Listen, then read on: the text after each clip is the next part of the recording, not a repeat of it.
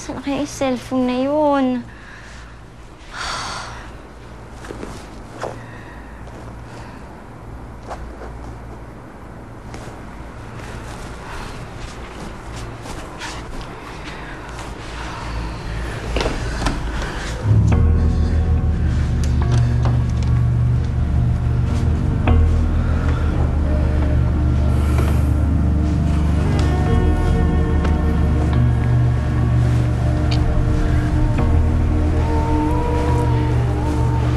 Melissa, nadala ko yung cellphone mo kanina.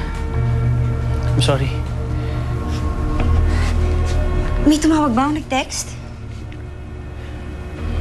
Masyado ka naman tensed. Worried. Ewan ko ba? Parang may masamang nangyari eh. Melissa, hindi totoo ang mga pamahiin o mga kasabihan ng mga matatanda. Para sa atin ang gabing ito, Melissa. I-enjoy naman natin.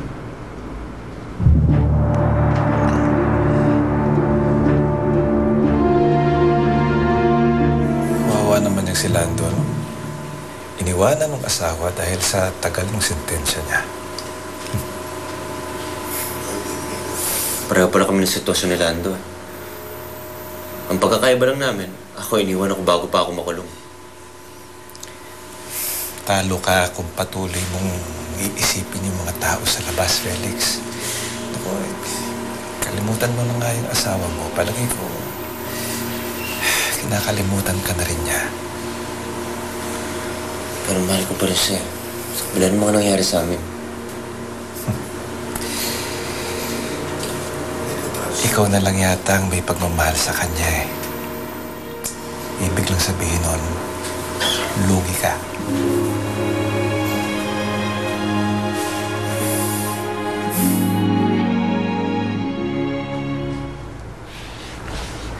What's wrong? Alam mo, ilang taon na ang lumipas. Wala ka pa rin kupas, Melissa. Kung ano yung Melissa noon, yun pa rin ang Melissa ngayon. Marami na nagbago sa akin, Roberto. Hindi, Melissa. Naputo lang tayo noon. Pero ngayon, pwede natin ituloy yung sinimulang pagmamahalan natin na parang walang nangyari. Buburahin ko ang lahat ng pait na naranasan mo.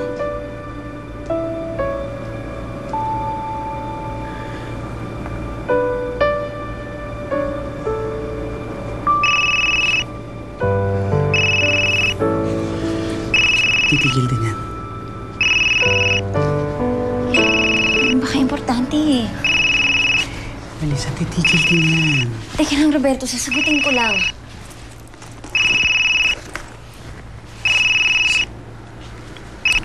Hello, Ami? Bakit?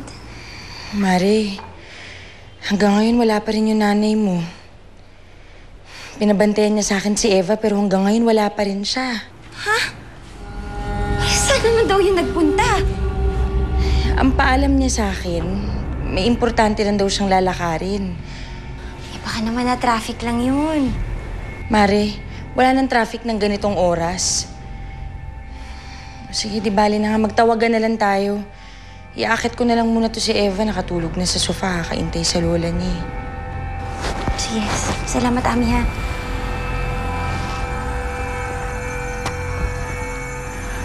Ano yung Melissa? Ano yung nangyari? Si Inay daw.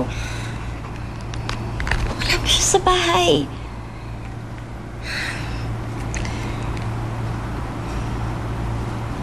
Hindi kaya may masamang nangyari sa kanya, Roberto?